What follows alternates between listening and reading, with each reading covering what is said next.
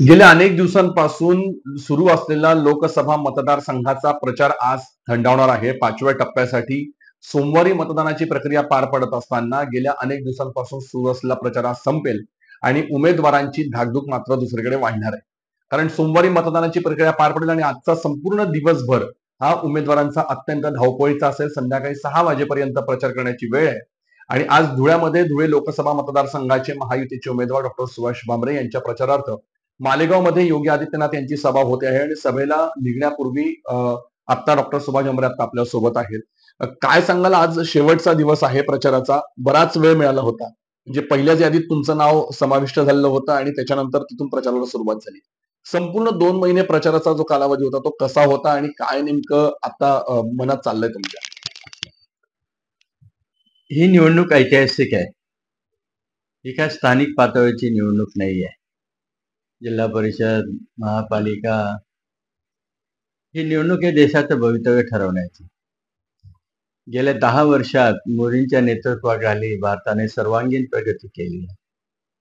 समाजातील सगळ्या घटकांना न्याय द्यायचा प्रयत्न केलाय. सबका साथ, सबका विकास, सबका विश्वास. आणि म्हणून आज भारत एक फार मोठ्या उंचीवर गेलेला आहे. आर्थिक महासत्ता म्हणून आज भारताकडे पाहिले जात आहे. येणाऱ्या काळात 3ऱ्या नंबरची आर्थिक महासत्ता मोदी साहेबांना भारताला करायची आहे. आणि म्हणून जनतेने ही निवडणूक हाती घेतली आहे आणि जनतेने ठरवलं मोदी साहेबांना प्रधानमंत्री करायचं आहे. त्याच्यामुळे अतिशय पॉझिटिव्ह रिस्पॉन्स मिळाला आणि मोदींच्या खालोखाल लोकप्रियता योगी साहेबांची आहे आणि तरुण वर्ग योगींकडे फार आकर्षित होतो. त्याच्यामुळे या सभेचा निश्चितच लाभ होईल असं मला वाटतं.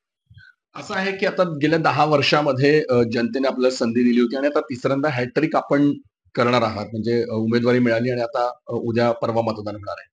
गेल्या 10 वर्षामध्ये जी कामं आपण केली त्याचा सगळा लेखाजोखा आपण गेल्या 2 महिन्यांपासून जनतेसमोर मतदानासमोर मांडतायत. परंतु असं कुठेतरी होताना दिसतंय का की सगळ्या प्रचाराच्या ह्या सगळ्या रणधुमाळीमध्ये विकासाचे मुद्दे मागे पडत चाललेत आणि कुठेतरी वेगळ्याच मुद्द्यांवरती चर्चा होते आहे, आरोप प्रत्यारोप सातत्यानं होत आहेत, काय वाटतं? हे बघा, विरोधकांची रणनीती अशी आहे, तुम्ही जर कन्व्हिन्स करू शकले नाही लोकांना तर कन्फ्यूज करा. बिनबुडाचे आरोप, कमरेखालची भाषा, अशा पद्धतीने विरोधकांचे वक्तव्य आहे आणि म्हणून त्यांचा पराभव त्यांना स्पष्ट दिसतोय. पायाखालची वाळू घसरत चाललेली आहे.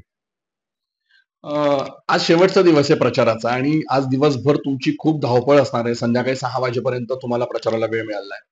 योगी आदित्यनाथांची सभा होते आहे. आज दिवसभरातलं नेमकं शेड्यूल कसं असणार आहे आणि काय नेमकं आज मतदारांना काय आज शेवटच्या दिवशी आवाहन कराल?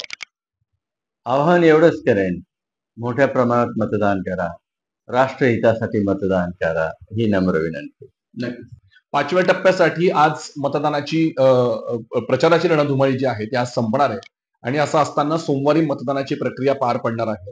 त्याच्यामुळे लोकशाही जिवंत ठेवण्यासाठी, लोकशाहीने आपला दिला अधिकार बजावण्यासाठी सगळ्यांनी मतदान करा आणि मतदानासाठी नक्कीच सोमवारी घराबाहेर पडा, आपला अधिकार बजवा आणि देशहिताला, राष्ट्रहिताला आपण साथ देऊयात, असं आवाहन डॉक्टर सुभाष भामरे यांनी केलंय.